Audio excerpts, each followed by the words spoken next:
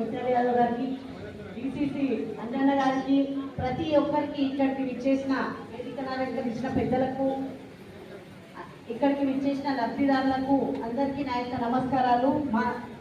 అలాగే మన ఇందిరమ్మ కమిటీ సభ్యులకు కూడా ముఖ్యంగా ప్రతి ఒక్కరికి కూడా నా యొక్క నమస్కారాలు తెలుపుకుంటున్నా.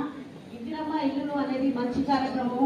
ముఖ్యమంత్రి గారు మంచి ఉద్దేశంతో ఇల్లు లేని వారికి, నిరుపేదలకు ఇల్లు కట్టుకోవడానికి 5 లక్షల రూపాయలు ఏదైతే ఇస్తున్నారో వారికి 60 గజాలలో సొంత ఇల్లు అలా నెరవేరుతుంది.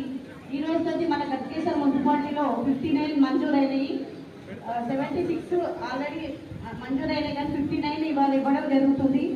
ప్రతి ఒక్కరికి కూడా ఇక్కడ తీసుకున్న లబ్ధిదారులు అందరూ కూడా గృహప్రవేశాలు చేసుకోవాలి, మంచిగా కట్టుకోవాలి అని కూడా నేను కోరుకుంటున్నా. ప్రతిదీ కూడా ఏదైనా ఉంటే మన గట్కేసర్ మున్సిపాలిటీ కూడా మన వజ్రేశ్వర గారు కూడా ఇంకా కూడా కొన్ని ఇప్పగలుగుతారని కూడా కోరుకుంటున్నా. ఏవైతే మనకు తక్కువ వచ్చినాయి అనేసి మిగిలిన గ్రామాలలో కానివ్వండి, ఉన్న గట్కేసర్ మున్సిపాలిటీలో కానివ్వండి, మనకు తక్కువ వచ్చినవి ఏవైతే సెలెక్ట్ అయినవి ఉన్నాయో అవన్నీ కూడా మేము కూడా చేసి చూపిస్తామన్నా. ఏవైతే ఉన్నాయి వాళ్ళు ఎలిజిబుల్ పర్సన్స్కి అయితే ఇప్పుడు ఇవ్వడం జరుగుతుంది.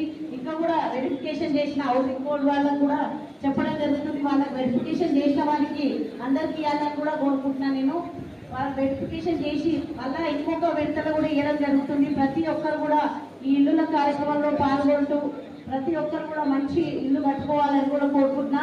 600 చదరపు గజాలు మించకుండా కట్టుకోండి, ఎందుకంటే అది మ్యాండేటరీగా చెప్పడం జరిగింది కాబట్టి. దాంతో పాటుగా అట్లా పెడితేనే మీకు ఆ 5 lakhs మంజూరు కావడం జరుగుతుంది. అది కూడా ఒక్కసారి రాకుండా విడతల వారీగా వస్తూ ఉంటాయి. మాకు 5 lakhs పెట్టుకున్నాం కదా, ఒకటేసారి రాలేదని కూడా చింతించొద్దు. ఒక్కొక్కసారి మీరు కట్టుకున్నప్పటి నుంచి స్టార్ట్ అయిన నుంచి ముగ్గు పోసి నుంచి స్టార్ట్ అయితే చెక్ చేసే వరకు ఒక్కొక్క విడతల వారీగా ఇస్తూ ఉంటారు. దాన్ని మీరు అందరూ వినియోగించుకొని ప్రతి ఒక్కరూ సొంతింటి కళ నెరవేర్చుకోవాలని కోరుకుంటున్నా. అలాగే గౌరవ ముఖ్యమంత్రి గారు ఈ కార్యక్రమం నిర్వహిస్తున్న కాంగ్రెస్ ప్రభుత్వానికి, ముఖ్యమంత్రి గారికి ప్రత్యేక ధన్యవాదాలు తెలుపుతున్నాను. Thank you.